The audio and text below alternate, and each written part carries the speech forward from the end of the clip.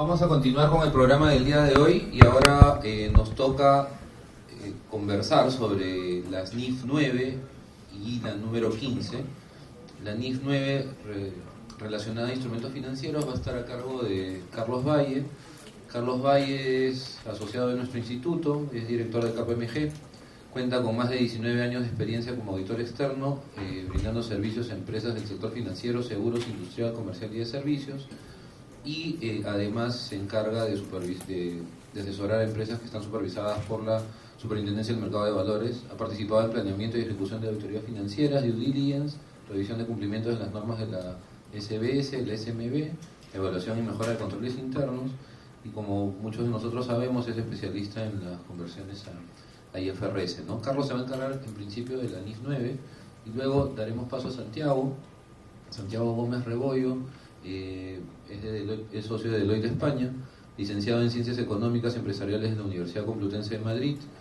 Actualmente es socio en Deloitte Consulting España, ha sido director de operaciones en KPMG Madrid España también, jefe de procesos de finanzas y transformación en Telefónica Madrid, ha sido responsable de la definición e implementación de procesos financieros en dicha compañía, director financiero del Grupo Atento de Telefónica y además ha sido CFO de Atento. Entonces, como verán, la experiencia de ambos expositores creo que es bastante amplia y nos va a permitir entender mejor estas nuevas normas internacionales de información financiera que vienen complicadas y que ya hay que empezar a adoptarlas a partir del próximo año, ¿no? Y hay que prepararnos para eso.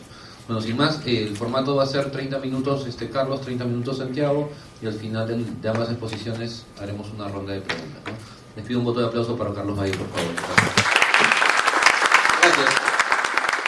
¿Qué tal? Buenas. He tratado ahora, a pedido específico de los organizadores, de tratar de ver algunos puntos que merece la pena ir destacando, porque ya están apareciendo en empresas que están haciendo procesos de adopción de esto o diagnósticos.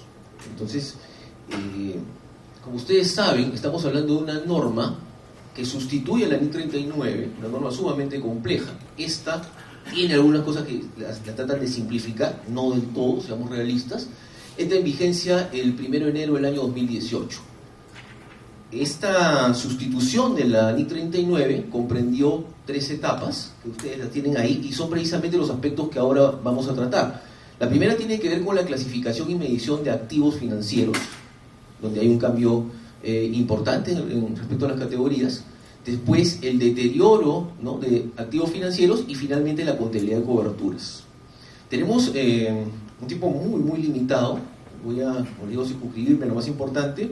Entiendo que después van a haber preguntas, ¿no? O pueden interrumpirnos. Al final vamos a... Al final hacemos. Ok, perfecto. Bien. En cuanto a la clasificación de activos financieros, porque pasivos no ha habido un tema muy significativo, salvo el tema cuando estoy midiendo un pasivo financiero a valor razonable y se afecta el riesgo crediticio de la propia empresa que adeuda el pasivo, ese efecto hace lugar a que las tasas de descuento sean mayores y por lo tanto el valor del pasivo decrezca. Y eso generaba ganancias, que era una distorsión total. Ahora lo que se ha dicho es que cualquier cambio de valor razonable derivado de modificaciones en el riesgo crediticio de una entidad van a ir afectando otros resultados integrales, ¿no? Ese es el único cambio significativo. Respecto a lo que son activos financieros, sí hay un modelo que está bifurcado en aquellos que se miden a costo amortizado y aquellos que se miden a valor razonable. A valor razonable con efecto en resultados, ¿no?, o con efecto en otros resultados integrales. Que este cambio fue de última hora en la versión final. En la versión original que está proponiendo el IASB, simplemente se mide a costo amortizado o a valor razonable con efecto en resultados. Cada una de estas clasificaciones corresponde a un modelo de negocio. Si mi modelo de negocio es básicamente percibir los flujos de efectivo contractualmente pactados del instrumento, debería estar, ¿no?, y cumple una condición que vamos a hablar después de solo pago principal e intereses, debería estar en un modelo de costo amortizado. Si no estoy en esos modelos, debería estar a valor razonable con efectos resultados, salvo que tenga un modelo mixto en el cual o busco percibir los flujos efectivos contractualmente pactados o vender el instrumento, de acuerdo a ciertos parámetros o políticas de inversión que pueda tener. En esos casos, la medición será a valor razonable, pero con efecto patrimonial. Entonces, para utilizar la medición del a costo amortizado, hay un filtro que deben de cumplir las entidades. Este filtro hace dos preguntas fundamentales. Primero, como decía, el modelo de negocios que tengo está encaminado a percibir los flujos de efectivo contractualmente pactados, ¿no? Invierto en un bono, por ejemplo, y ese bono tiene una serie de pagos, ¿no?, a lo largo del tiempo, ¿no?, de principal e intereses. Entonces, si mi idea de negocio es precisamente percibir estos flujos, estoy cumpliendo con un primer filtro. Pero ahí viene la siguiente pregunta. Las características del instrumento, el rendimiento, se refiere a lo que voy a recuperar, corresponde a estas siglas que son bastante importantes y están discutiendo muchos clientes. Solo pago de principal e intereses. El instrumento no puede tener ningún tipo de rendición que no corresponda, ningún tipo de rendimiento que sea distinto a un interés. El concepto de interés está en la NIF 18, ¿no? está en IFRS 9, tiene que ver con la ganancia del dinero en el tiempo, considerando también factores de riesgo crediticio. Entonces, si cumplen ambos criterios, y solo si cumplen ambos, deberé clasificar el instrumento a costo amortizado. Si no cumple, tengo que moverlo a un modelo de medición de valor razonable. Entonces, ¿qué es lo que estamos persiguiendo ya en la práctica? Y era algo que se estimaba que iba a pasar. Es que va a haber un movimiento de instrumentos. No sé por qué está la versión así, discúlpenme. Hay un movimiento, digamos, que hoy bajo NIF 39 los medí a costo amortizado, los estoy empezando ya a medir a un modelo de valor razonable. Entonces, va a haber ese cambio. Ya en varias empresas estamos notando esto. ¿Y por qué? Primero porque algunos instrumentos tienen, además del interés, tienen algún factor de reajuste, ¿no?, que ahorita vamos a ver ejemplos, que no cumple pues con el concepto de SPPI, solo pago principal e intereses. Y por otro lado, dentro de estos reajustes pueden haber lo que se llaman derivados implícitos. Puedo tener, por ejemplo, un depósito de ahorros que me rinda, además de la tasa de interés normal, podría afectarse a un índice, por ejemplo, de la Bolsa de Valores de Lima. Ese índice es un derivado implícito. Si tengo un derivado implícito, tratándose de activos financieros, la norma me prohíbe bifurcar. En NIF 39 sí podía bifurcar para activos y para pasivos. En IFRS 9 solamente puedo bifurcar para pasivos, no para activos. Entonces, al prohibirse la bifurcación y siendo el rendimiento no cumple con la condición de solo pago principal e intereses, ese instrumento financiero, ese activo financiero, lo tengo que medir a valor razonable. Entonces, mencioné el caso de este depósito a plazo, ¿no?, que puede estar indexado a algún tipo de factor de reajuste. Los bonos de valor de actualización constante. Las cuentas por cobrar, por ejemplo, en industrias como aquellas que tienen que ver, las mineras, que tienen cláusulas de reajuste de precios, las empresas de electricidad, que también pueden tener algunas ecuaciones para calcular costos o algunas fórmulas polinómicas, implican reajustes, ¿no?, que hacen que esa cuenta por cobrar no se pueda medir a costo amortizado. ¿Ok? Ese es otro efecto. Y también hay que ponerle ojo, bastante cuidado, a lo que son las cláusulas, ¿no?, en ciertas obligaciones. Por ejemplo, yo puedo invertir en un bono que puede ser callable a un momento del tiempo, a los 5 años, cada 2 años intercalado. Hay ciertas condiciones bien especiales. Entonces, puede ser que haya una condición, por ejemplo, de opción de cambio de moneda, de opción de cambio de tasa de interés, que es más raro, o de repente de ser recomprado, que hace que ese instrumento pueda incluir pues un derivado implícito. Estábamos viendo, por ejemplo, hace un par de días el caso de una empresa que invirtió en un bono, que la vida del instrumento era de 10 años. Sin embargo, la empresa en la cual había invertido ya tenía un historial de recomprar los bonos a la mitad de la emisión por alguna estrategia financiera y que tenían la opción de poderlos recomprar. Entonces, eso hacía que ese instrumento salga de este rango de solo pago de principal e intereses. Este tipo de casos hay que analizarlos con cuidado, ¿no? Hay entidades que tienen bases de datos donde están guardando todos los instrumentos que se emiten en el mundo y se ha hecho el análisis y cumplen con solo pago de principal e intereses, ¿no?, lo que llaman el DNA del instrumento financiero. Y este tema de lo que es la bifurcación, ojo también con este asunto, ¿no?, lo que mencionaba.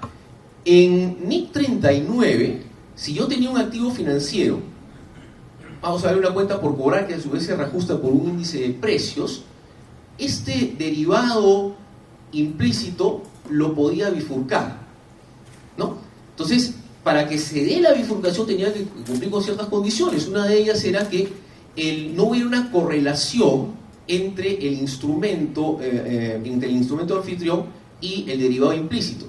Por ejemplo, si yo tengo cuentas por cobrar en dólares que se indexan al índice de inflación estadounidense, hay una correlación. Pero por ejemplo hemos visto cuentas por cobrar de alquileres que son en dólares, que se indexan, se reajustan periódicamente al IPC peruano. Entonces ahí no había esa correlación y por lo tanto debía de bifurcar. Y cuando bifurcaba, dejaba el activo financiero a costo amortizado, ¿no?, sin ningún problema, y el derivado sí lo medía a valor razonable. Ahora eso se acabó, como decía, la bifurcación no va más. Entonces, el activo financiero en conjunto con el derivado implícito que tenga, aquí dice diferido, es derivado implícito, solo la mala noche, no hay un problema ahí, ¿no? Mala noche trabajando, por si acaso, así no es viernes todavía. Okay. El valor razonable debe considerar también los factores de riesgo del activo financiero. Riesgos de tasa, de plazo, de moneda, riesgo país. Hay una serie de factores que van a hacer que esta medición no sea exactamente lo mismo. Puede haber una diferencia importante del costo amortizado. Hace poco también, para que vean cómo pueden haber estas distorsiones, ¿no?, estaba viendo el caso de una empresa que está por comprar otra. Y tienen unos bonos que su efecto, su valor contable, medido a costo amortizado, tiene una diferencia de más o menos 10 millones respecto a su medición de valor razonable. Y lo revelan, porque de acuerdo a IFRS 7 tengo que hacer esa revelación. Me pongo en el lado de tenedor de la inversión. Ese va a tener que hacer, ese ajuste va a aparecer, ¿no?, definitivamente cuando se insere la medición de valor razonable, que ahora me exige IFRS 9. Entonces, nos estamos preparando para una mayor cantidad de instrumentos que se miden a valor razonable. Y eso no es novedad, porque el modelo de valor razonable cada vez se expande más. La pregunta es, eso entiendo que no tiene efecto tributario. ¿Qué va a generar? Nos va a generar mayor cantidad de partidas reparables, mayor efecto en impuesto a la renta diferido en ciertos casos. Entonces, eso es en líneas generales lo que hemos estado viendo. Otro tema, yendo al segundo tema, el deterioro. El modelo de deterioro que propone IFRS 9 también es sustancialmente diferente a lo que hemos visto hasta ahora. Si analizamos el caso del modelo que propone NIF 39, ¿no?, deterioro de cuentas por cobrar, deterioro de una cartera de inversiones, medida costo amortizado, etc., yo reconocía una provisión o una estimación por deterioro cuando había una evidencia de morosidad, que puede traducirse en dificultades para cobrarle, atraso en los pagos, etc. Pero eso era efecto de causas que se daban antes. Una empresa que estaba mal manejada, una empresa que se había metido en un sector económico complicado, algún factor, político, legal, etc. Entonces, el modelo en NIF 39 ataca el efecto. Y es un modelo lo que se llama pérdida incurrida. En cambio, lo que es IFRS 9 va a las causas. Entonces, es un modelo de pérdida esperada. Voy a ir registrando la estimación de deterioro, de incobrabilidad, antes que aflore como dificultades, como problema de falta de pago, situaciones de default, etc. Entonces, es un modelo que ataca la causa y no el efecto. ¿Por qué? Porque las críticas que se le ha hecho al modelo de la NIF 39 anterior era que el reconocimiento de pérdidas crediticias se hacía mucho más tarde de cuando debería hacerse. Hay casos extremos, ¿no? Por ejemplo, conocía microfinancieras que tenían la cuota balloon, ¿no? Financiaban una cosecha, por ejemplo, de un agricultor y le daban 36 meses para pagar. Como era una sola cuota la que tenían que pagar, a ese extremo había problemas de ese tipo, no acumulaba deterioro durante 35 meses. Pero a la hora de la verdad, la cartera estaba sumamente deteriorada. Y cuando hemos visto procesos de compra de este tipo de entidades, había que sincerar esos valores, ¿no? Incluso Hay compañías que se negaban a reconocer ese ajuste y hubo compradores que se desistieron por razones como esa, ¿no? Entonces, hay un reconocimiento retrasado de pérdidas crediticias. Y por otro lado, los ingresos, ¿no? Por intereses, los ingresos, la rentabilidad que está generando el instrumento también se sobrevalora. Porque yo sigo devengando intereses, todavía no se ha producido el evento, la consecuencia de los problemas de deterioro, y sigo reconociendo intereses. Entonces estoy sobrevaluando. Lo que busca este modelo es prevenir. ¿Okay? Esa es la condición importante. Ahora, me imagino que esto ya lo han visto. Bueno, no se ve tan bien acá en la proyección, soy medio ciego, pero creo que sí se entiende. Igual creo que el material lo vamos a pasar, ¿no? Sí, claro. Entonces, ¿qué es lo que está proponiendo este modelo? Un modelo que se basa en los famosos 3 buckets, o 3 cubetas, o 3 cajones, como quieran llamarlo, que va a presentar un reconocimiento de la pérdida esperada, pero bajo un modelo distinto. ¿A qué me refiero? La pérdida esperada se va a reconocer por, hablamos de la vida total del instrumento y un horizonte más corto que son los 12 meses siguientes a la fecha que estoy reportando información financiera. Si el instrumento no tiene ninguna evidencia de riesgo, de deterioro significativo en sus condiciones crediticias, voy a utilizar la cubeta 1. Y ahí solamente voy a estimar las probables pérdidas esperadas que podría tener en 12 meses. No en toda la vida del instrumento, en 12 meses. Si ocurre un deterioro en las condiciones, ya después vamos a ver cómo detectamos ese deterioro, porque hay que hacer una especie de segmentación, de calificación de mi cartera de clientes, ¿no? Cuando ocurre un deterioro en las condiciones, en ese caso paso al siguiente bucket, a la siguiente cubeta, en la cual ya reconozco las pérdidas esperadas, pero durante toda la vida del instrumento. Ya no me limito a un horizonte, no me pongo un muro a los 12 meses, sino que me voy hasta el final del instrumento. ¿Okay? Entonces, en estas 2 cubetas, 1 y 2, lo único que estoy midiendo es riesgo. No ha ocurrido todavía un evento de impago significativo, no ha ocurrido el cliente en default. Cuando entra en default el cliente, o la empresa, o quien sea, donde ha invertido, ahí hay lo que existe una evidencia objetiva de deterioro. Ese es el tercer bucket. Cuando ya la empresa donde he invertido o mi cliente entró ya en default. En ese caso, sigo midiendo pérdidas esperadas también durante la vida total del instrumento. Pero acá ya existe evidencia objetiva, acá ya existe morosidad, acá ya existen dificultades económicas visibles. Entonces, la circulación entre un bucket y otro se puede producir. Por ejemplo, traslado del bucket 1 cuando hay un deterioro significativo en las condiciones de crédito, pero puede ser que esa condición se revierta. Por ejemplo, puedo estar en una zona de desastre natural, puedo estar en un tema de ruido político, y después se revierte, puedo volver a trasladar a quien estoy evaluando nuevamente al bucket original y volver a la medición del horizonte de los 12 meses nada más. Cuando hay default, ¿no? Ya tiene impagos la entidad, está en atraso, ¿no? Puede ser que se ponga al día en sus obligaciones, sea un acuerdo de refinanciamiento, sea porque entra un accionista importante que ha puesto capital, etcétera. Entonces lo puedo regresar aquí.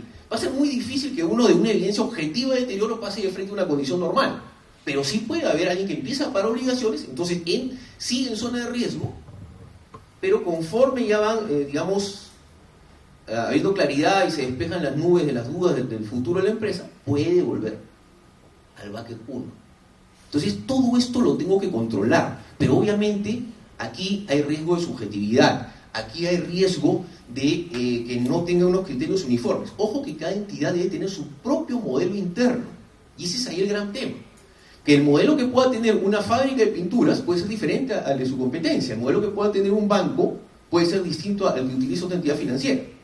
Hablando del reporte NIF, ¿no? Porque el SBS tiene sus modelos claramente establecidos. Pero entonces tenemos estas dificultades. Entonces, ¿qué cosas vamos a tener que ver en este modelo? Una serie de temas. Primero hay que evaluar si se va a determinar el deterioro por operación individual o agrupándolo por cartera. Ese es un tema importante, porque hay ciertos créditos que son una población que se comporta más o menos por ciertos parámetros que son uniformes.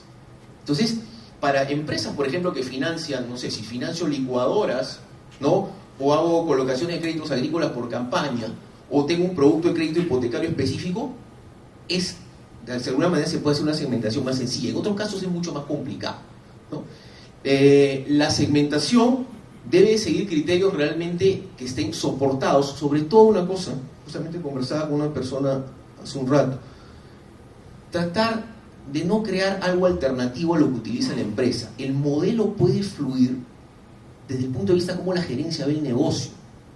O sea, si se puede reflejar el modelo como la gerencia evalúa la gestión, en la medida que cumpla con los parámetros técnicos de la norma, se puede trasladar este modelo de evaluación. Lo que le llaman el scoring, cómo evalúo a mis clientes, cómo los clasifico, cómo detecto que hay riesgo. Entonces, eso va a ser fundamental, ¿no? Porque son los modelos internos. Finalmente, hay otro tema que tiene que ver con el uso de estadística, ¿no? La información que disponga la compañía de el pasado, cómo se ha comportado una entidad, las distintas inversiones o clientes, va a ser fundamental para esto. Y también debemos decir que este modelo que he presentado aquí puede simplificarse a un modelo que se reduce a 2 cubetas, en las cuales en una ya me olvido de estar midiendo solamente con este muro de 12 meses, sino que mido toda la vida, las pérdidas esperadas que puede tener el instrumento a lo largo de su vida y también cuando pasan a default. Ese modelo es obligatorio para instrumentos que carezcan de componente financiero. Entonces simplemente son cuentas por cobrar que se regularizan muy rápidamente, que no le estoy cobrando un interés, ¿no? Y opcional para otros tipos de carteras. ¿Okay? Eso es importante a tenerlo en consideración. Ahora, la norma tiene una serie de presunciones. Por ejemplo, que si ya hay, aquí estamos viendo en la recta de tiempo el atraso en los pagos.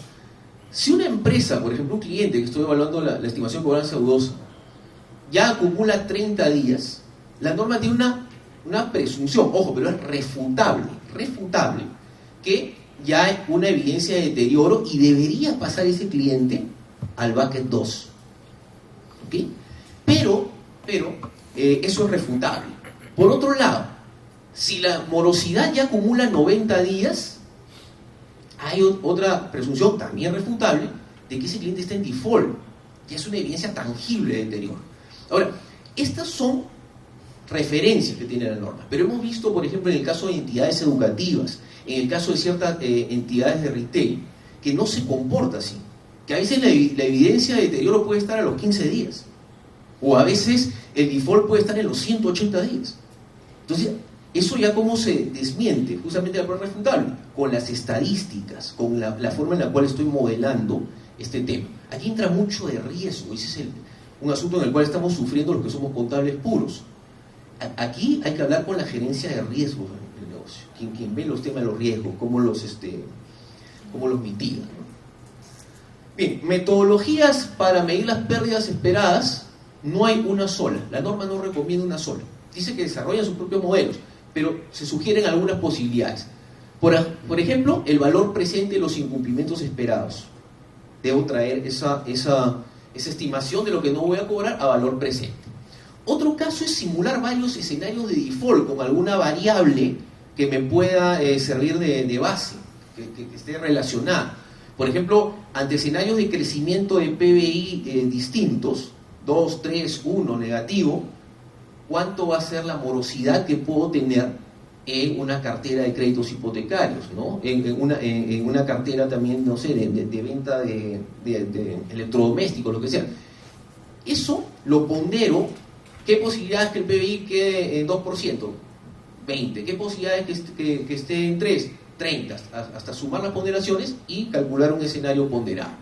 Y la otra es tomar el evento más esperado, que se basa en data histórica, naturalmente, es bien importante la data histórica, pero tiene que estar también confrontada contra las condiciones económicas que están proyectando a futuro.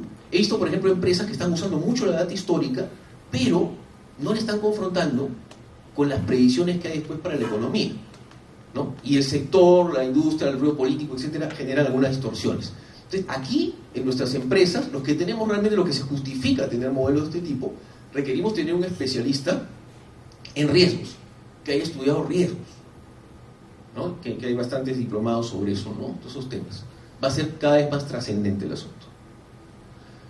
Bueno, ¿y a qué conclusión llegamos sobre esta situación? Bueno, es que aquí estamos hablando de un modelo que habla un lenguaje que es inconmensurable, que no es equivalente bajo ningún punto de vista con lo que dice, digamos, los temas tributarios. Esto lo he sacado de la ley de impuesto a la renta o el reglamento, ¿no? Demostrar gestiones de cobranza, deuda vencida, dificultades financieras, morosidad demostrada, protesto, inicio de procesos judiciales. Todo eso no tiene nada que ver con lo que está planteando IFRS 9, porque incluso en este bucket, ¿no?, que ya tiene evidencia objetiva de deterioro, donde yo estoy haciendo también, ya seguramente he hecho gestiones de cobranza, he hecho protesto de documentos, etcétera, igual yo sigo proyectando las pérdidas esperadas. Entonces no es igual. Entonces van a tener que haber dos controles definitivamente para calcular lo que es cobranza dudosa, estimación de deterioro para estos casos. Bien, me queda solamente lo de la contabilidad de coberturas, que ese es un tema que sí habría que darle más tiempo, pero casi no tengo ahora tiempo. ¿Puedo unos 3 minutos más? ¿Sí? Claro, gracias. Bueno, aquí lo que ha pasado es la crítica que se le hizo a la NIF 39 fue que el modelo que planteaba era sumamente rígido, que no tenía relación con la forma en la cual las empresas gestionaban su cobertura desde el punto de vista de estrategia. Era demasiado rígido. Entonces, lo que busca IFRS 9 es alinear precisamente la contabilidad de coberturas con la gestión de riesgo que hace cada entidad, dependiendo del giro en el que esté. ¿Okay? Y lo que me va a permitir ahora es un rango más amplio de estrategias de cobertura que antes no tenía. He traído 3 ejemplos ahorita de cosas que antes no se podían hacer y ahora sí están en condiciones las empresas de hacer. La pregunta es, ¿cómo lo voy a documentar para efectos contables y para efectos tributarios? ¿No? Entonces, utiliza uno un mayor criterio profesional para adoptar estos requerimientos. Y ojo, cuando uno entra a una relación de cobertura, no se puede salir.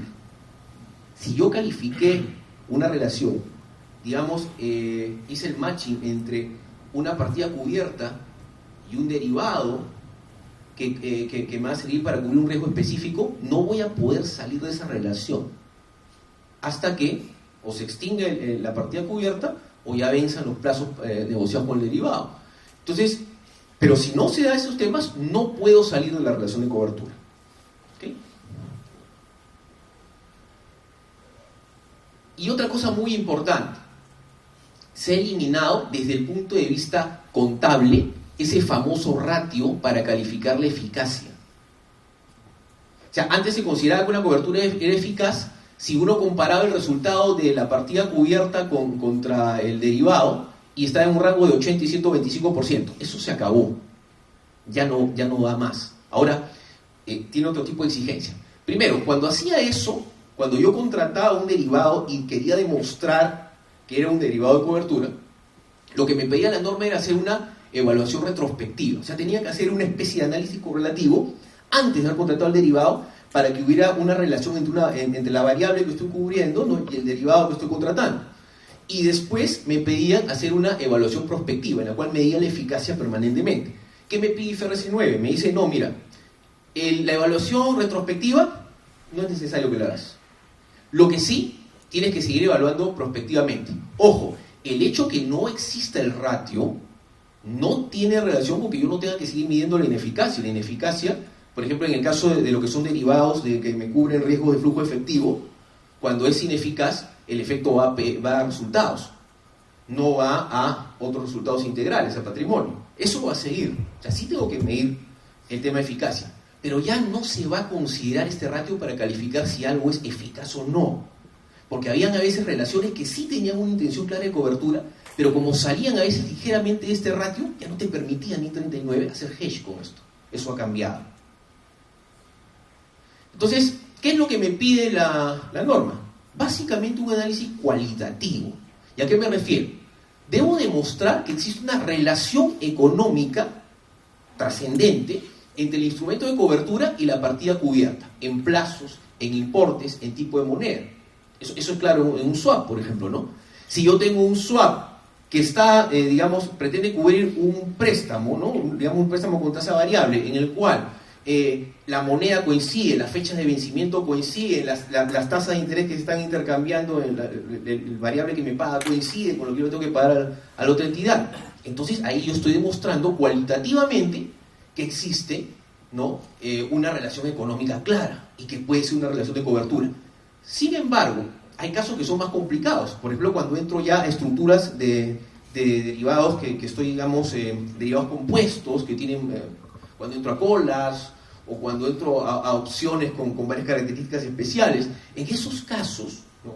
Ya la norma me dice, si no lo puedes demostrar cualitativamente, ahí sí tienes que hacer análisis numérico. Y hay algunas técnicas para medir eso. Bien, para terminar, solamente quería mostrar 3 casitos que ahora me permite IFRS 9 reconocer relaciones de cobertura.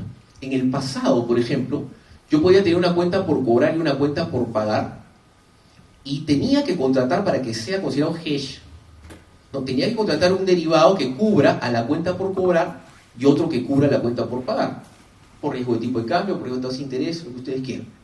Ahora, la norma me permite que por la posición neta pueda tener un único derivado.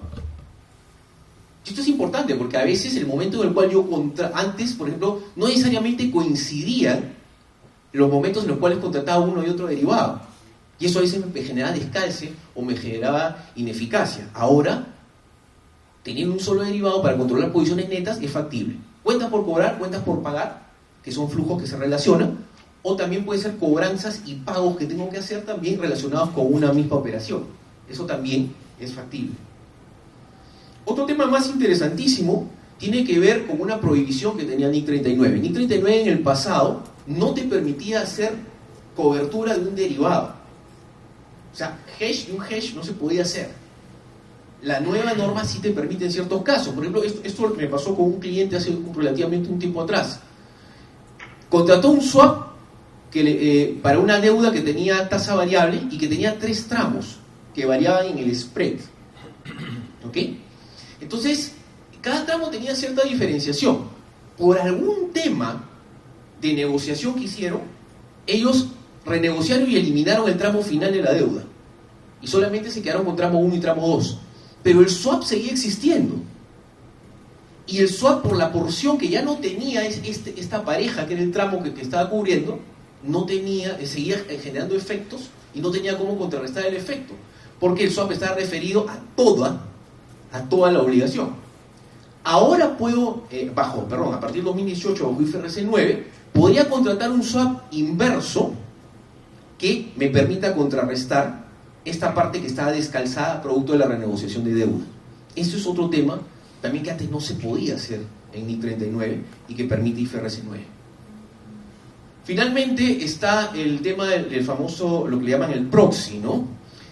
Vamos a suponer un ejemplo que yo uso Gasol, es un ficticio que he creado, ¿no? Vamos a suponer que soy una aerolínea que utiliza un combustible que se llama Gasol, que es 90% gasolina y 10% alcohol. No hay futuros para Gasol. Entonces, en el caso de NIC 39, como no había un futuro de esos, no podía cubrir. Pero yo podría simular, hacer una especie de sintético en NIF 9, en el cual yo puedo contratar por importes equivalentes un 90% de futuro de gasolina y un 10% de futuros de alcohol. Si hay eso en el mercado, este efecto simula el gasol. Y también puedo hacer, en este caso NIF 9 me permite hacer esta situación. Otra cosa más, y ya con esto termino, en el pasado, por ejemplo, si yo me cubría contra el riesgo tenía cacao, por ejemplo. El cacao que yo lo iba a usar para mi propio uso, ese no podía cubrirme. Tiene una empresa, por ejemplo, que fabricaba, no tradeaba con el cacao, sino lo hacía para hacer chocolate, lo que sea. Bueno, ahora sí lo puedo hacer. Esa excepción se ha levantado y puedo cubrir el riesgo de mi cacao que está en el stock, en el producto en proceso y en el producto terminado. Entonces esa es una novedad también importante. Creo que con eso termino. Gracias, muy amable.